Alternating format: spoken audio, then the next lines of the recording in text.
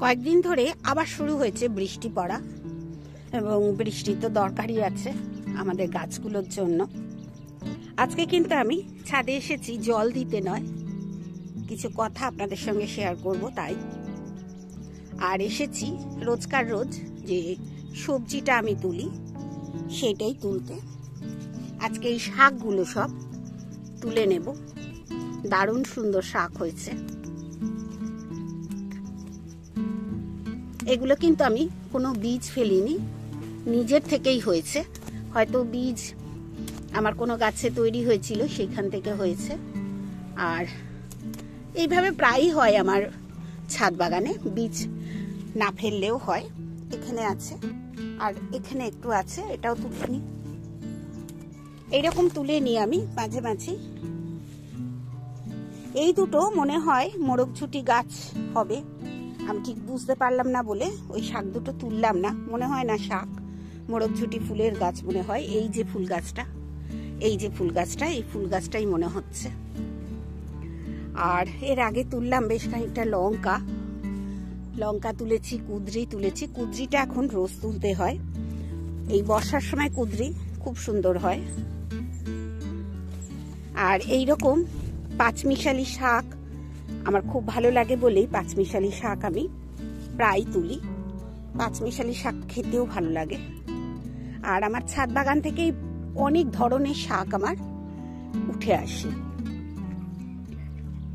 এবার আপনাদের সঙ্গে একটা ছোট্ট জিনিস শেয়ার করব।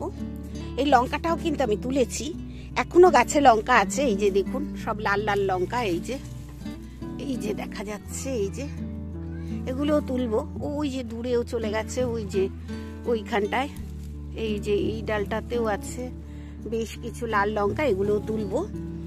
আর কিছু জিনিস শেয়ার করব। এখানে এখন আপাতত এদের রাখি।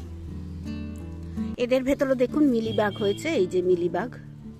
এই জন্য বর্ষাকালে শাক খুব ধুয়ে ভালো করে খেতে হয়। মিলিবাগ বুঝতেই পাচ্ছেন, এই যে। এবার এই লঙ্কাগুলোও তুলবো, এখন না তুলে আমার পরে তুলতেই হবে। গাছে বেশি দিন লঙ্কা রাখলে এরপর যে নতুন লঙ্কা হবে না আর।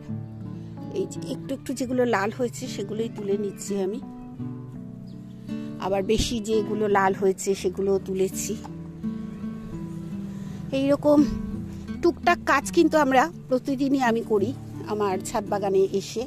এবং তার সঙ্গে আমি সকালবেলা যেরকম সবজি সঙ্গে থাকি, সবজি তুলি, একটু আধটু যে গাছগুলো দেখার তাদের একটু যত্ন করে গেলাম, এইসব করি। বিকেল বেলাটা আমি করি কি, গাছের পুরো খাবার দেওয়া, যেগুলো গাছের পাতা কাটতে হয়। আমি তো আপনারা জানেন আমি গাছের পাতা কেটে ফেলি অনেক সময়, পুরনো পাতাগুলো, সেই পাতাগুলো কাটা, এগুলো করি। এখানে পড়ে গেছে। আর এইরকম কালকে মানে গতকাল বিকেলে এইরকম এসেছি, এসে একটা জিনিস থেকে আমি অবাক হয়ে গেলাম। আর এটা গোলাপ, দেশি গোলাপ। আমি খুব পছন্দ করি দেশি গোলাপের গাছ লাগাতে, প্রায় লাগাই আমি। সে যে কোনো দেশি গোলাপ আমি গাছ লাগাই। আর দেখছি যে লাল লঙ্কা আছে কিনা, তাহলে তুলে নেব। নেই, এখন আপাতত নেই, পরে তুলবো। আর সবুজ লঙ্কা প্রচুর আছে, এই যে দেখুন এখানে সবুজ লঙ্কা প্রচুর আছে। এই যে পাতায় সব সবুজ আর দেখা যাচ্ছে না, সবুজ আছে প্রচুর। এই যে এখানে আছে, এই যে সবুজ লঙ্কা প্রচুর আছে, কিন্তু আমি সবুজগুলো এখন তুলবো না, লাল হোক। অনেক তুলেছি দেখুন, অনেকটা। আর এই গাছের মানে নিজের গাছের লঙ্কাটা প্রচুর ঝাল হয়, এই জন্য আরো মানে সব সময় লাগে না।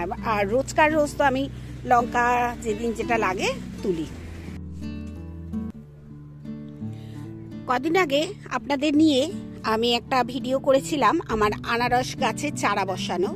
এই যে এই একটা, এই একটা আর এই একটা, এই তিনটেই বসিয়েছিলাম। গতকাল মানে বিকেলবেলা, ওই যে বললাম বিকেলবেলা এসে আমি গাছের সমস্ত গাছগুলোকে একটা একটা করে দেখি, কোন গাছের কি প্রয়োজন, খাবার প্রয়োজন কিনা, এইসব দেখি। এইসব করতে এসে দেখি এই গাছটা যখন ভালো করে আমি লক্ষ্য রাখতে গেছি, দেখুন কি হয়েছে, শুঁয়োপোকা। আর আরো দেখাচ্ছি কতটা শুঁয়োপোকা এই গাছটায় হয়েছে। এই দেখুন, এখন কিন্তু শুঁয়োপোকাগুলো আর জীবিত নেই, এবং কি করে চট করে আপনারা এই শুঁয়োপোকা থেকে মুক্তি পাবেন সেটাই আমি বলবো। একটু ডিটারজেন্ট পাউডার জলে গুলে নেবেন। সেই ডিটারজেন্ট পাউডারের যে জলটা, সেই জলটাই কিন্তু আমি ছিটিয়েছি। দেখুন, আমি যেহেতু উপকার পেয়েছি সেহেতু আমি আপনাদের বলবো, যদি শুঁয়োপোকার এরকম ছোট্ট ছোট্ট বাচ্চা শুঁয়োপোকা দেখেন, সঙ্গে সঙ্গে জল দেবেন। আমি এটা আমার নিচের যে সজনে গাছ আছে, যদি কখনো শুঁয়োপোকা হয়, যদিও হয় না, 1 বছর হয়েছিল, তাও 1 বছর আগে হয়েছিল, তাও 4-5 বছর আগে, তারপরে আর কোনোদিন এখনো পর্যন্ত হয়নি। আর এই প্রথম দেখলাম এরকম শুঁয়োপোকা। এর আগে বড় বড় শুঁয়োপোকা দেখিয়েছি আপনাদের, আমার ছাদ বাগানে হয়েছে। আর যেহেতু আমি কোনো কেমিক্যাল সার ইউজ করি না, নিম তেল ছাড়া, নিম তেল, নিম পাতা সেদ্ধ জল, কিংবা নিম পাতা ভিজিয়েই রাখলাম। কিচেন কম্পোস্টের ভেতরেও আমি নিম পাতা ব্যবহার করি, যেহেতু আমার গাছ আছে, অনেক গাছ আছে নিম গাছে। আর বড় নিম গাছটা একটা বড় ডাল কাটলে প্রচুর পাতা হয়, আমি অনেক সময় শুকিয়েও রেখে দিই। এবার এইগুলো দেখে তো আমি অবাক যে কি করব, সেই মুহূর্তে আমার মাথায় এলো ডিটারজেন্ট পাউডার। এখনো দেখতে পারবেন এই যে নীল নীল, এগুলো কিন্তু ডিটারজেন্ট পাউডার গোলেনি। আমি এত ভয় পেয়ে গেছিলাম যে কি করে ওদের এক্ষুনি এই মুহূর্তে তাড়াবো, ভেবে পাচ্ছিলাম না। তাই চট করে ওদের ওই জলটা করে ছিটিয়ে দিয়েছিলাম। আর আজকে এখন সকালে এই সবজি তুলতে এসে দেখছি সব মরে পড়ে রয়েছে, খুব ভালো হলো। আর এগুলো যদি সারা ছাদ বাগান ঘুরে বেড়াতো, আমরা তো এই ছাদ বাগানে থাকতেই পারতাম না। কারণ এইগুলো না খুব বড় বড় হয়, এদের রাজ শুঁয়োপোকা বলে আমাদের এই অঞ্চলে। এই শুঁয়োপোকাটা মানে আমাদের এই অঞ্চলে খুব দেখা যায়। সেই কালো কালো ছোট ছোট শুঁয়োপোকা এটা নয়, অনেকটা বড়, প্রায় আপনার যে মানে 1 আঙুল আর মোটা মোটা হয়, মানে বড়দের, মানে একজন পূর্ণবয়স্ক মানুষের 1 আঙুল লম্বা এই শুঁয়োপোকাগুলো হয়, আর মোটা মোটা হয়। তাই চিন্তা করে দেখলাম, আমাকে যদি এক্ষুনি না নষ্ট করে দিয়ে এই পোকাগুলো, তাহলে কিন্তু আমার গাছ গেল, পুরো খেয়ে নেবে, গাছ একদম ছিন্ন বিচ্ছিন্ন করে দেয়। চলুন একটু দেখি আমার কি কি গাছ খেয়েছে এর আগে। এই যে দেখছেন, এগুলো কিন্তু শুঁয়োপোকার কাজ। এই যে বেগুন হয়েছে এই গাছটায়, এতেও কিন্তু প্রচুর শুঁয়োপোকা হয়েছিল, তবে এরকম ছোট নয়, বিরাট বড় বড়, মানে এরকম ছোট থেকেই বড় হয়েছে। সে যে কোথায় ডিম পেড়েছিল আমি তো জানি না, তা শুঁয়োপোকা হয়েছিল। সেই শুঁয়োপোকা আমি তখন কি করতাম, ওই ফরসেপ দিয়ে ধরতাম, ধরে আর বাইরে বাইরে ফেলে দিতাম, কিংবা একটা প্যাকেট বন্দি করে বাইরে ফেলে দিতাম, এই সব করতাম। বড় বড় শুঁয়োপোকা তো একটা একটা করে ধরা যায়, আর এত ছোট উঁচু শুঁয়োপোকা আমি কি করে ধরবো? তাই চিন্তা করে দেখলাম এক্ষুনি আমাকে এদের ব্যবস্থা নিতেই হবে। এবার আমি ওইভাবে শুঁয়োপোকা তাড়ালাম।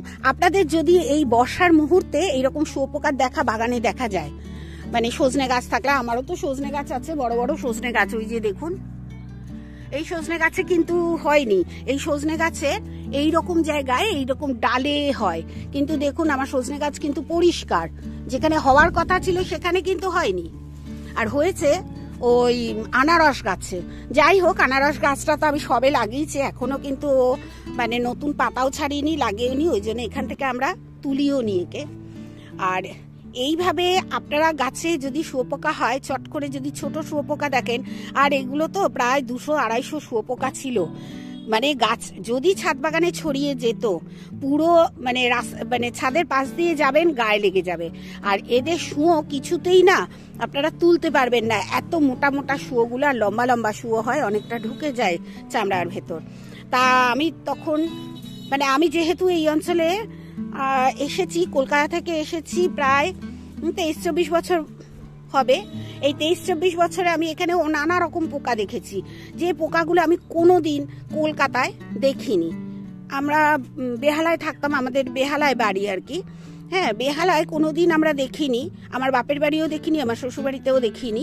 কিন্তু আমি হুগলিতে এসে প্রচুর নানা ধরনের পোকা দেখছি, যে পোকাগুলো কোনোদিন পোকাদের সঙ্গে আমার পরিচয় ছিল না। নানা রকম পরিচয় হচ্ছে, অনেক পোকার সঙ্গে, নানা রকম পোকার সঙ্গে আমার পরিচয় হচ্ছে, একটা শিক্ষাও হচ্ছে। এবার যেটা বলবো সেটা হচ্ছে ছাদ বাগানে এসেছি, দেখুন হঠাৎ বৃষ্টি, হঠাৎ রোদ, হঠাৎ বৃষ্টি এইরকম হচ্ছে।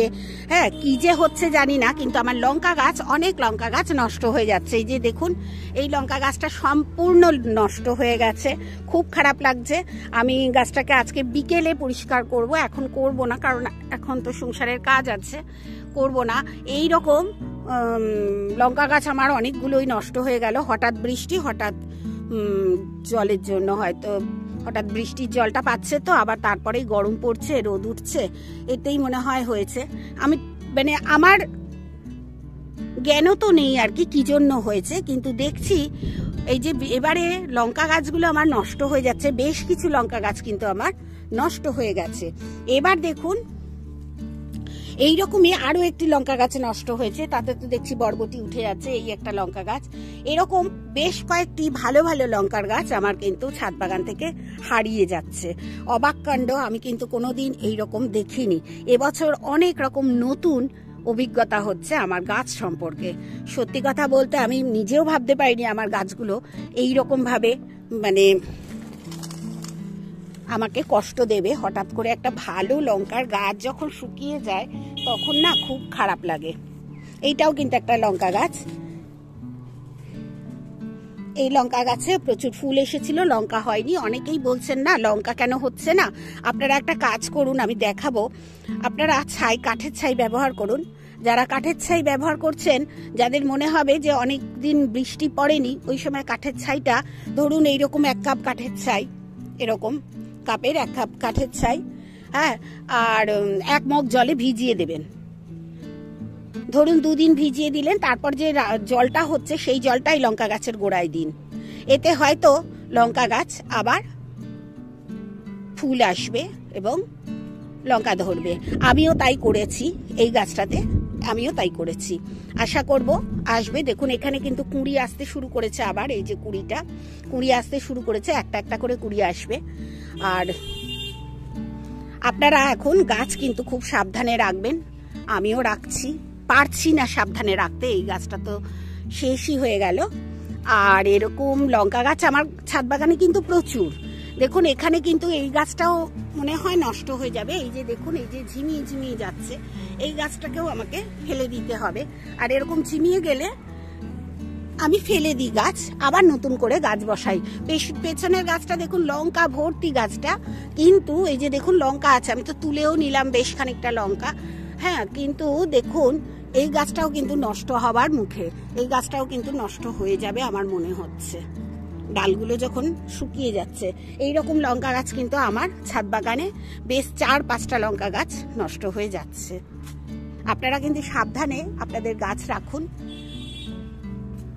আমি এত লক্ষ্য রাখি গাছ, তবুও আমি সাবধানে রাখতে পারছি না, তবুও আপনাদের বলছি আপনারা সাবধানে রাখুন।